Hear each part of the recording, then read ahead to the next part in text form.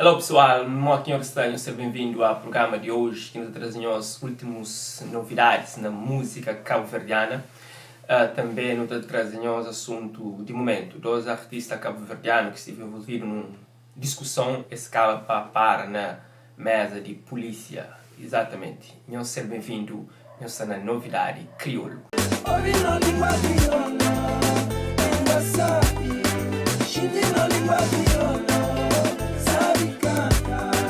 Para começar a novidade crioulo de hoje, vamos trazer o mais novo videoclipe de Boy Game junto com o Sté.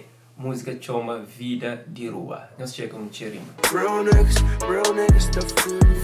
Esta vida de rua. Soldados que te recua. Bitch niggas da rua. Real niggas da fuga. Real niggas da fuga. Cock e Bafa é o mais novo videoclipe de artista Evander Peps. Já está a roda ali na YouTube. Nesse momento pode checar um cheirinho. Nós junta uns beijos, me amder chocolate. Ambiente super cool. Cock e Bafa, mas cock e Bafa. Firme é mais novo videoclipe de rapper cabo-verdiano Hélio Batalha. Essa música te conta com participação de si compas lá de Portugal. Nós falamos de Vado Masquias. Vídeo já está a roda. Checa um pedaço.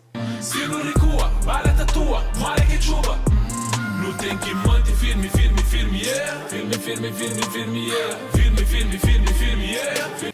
Falando em filme de Hélio Batalha, esse nome está assunto de momento, junto com o MC Prego Prego. Esses dois jovens envolvem numa discussão num restaurante na capital do país e tudo indica que Prego Prego traz arma.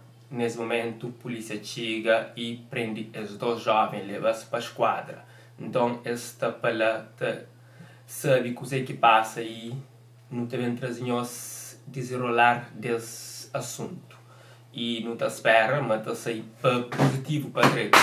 Lembrando que Prego Prego tem um show nesse final de ano na França e boy, eu começo a ficar vermelho para ele. Bom, não te esperam até resolve e a malta entende com o companheiro e nunca terá a opinião, porque nunca sabe qual é ainda, então não te aguarda para não saber qual é, assim. E nós fica fixe, que é a novidade de hoje, One Love.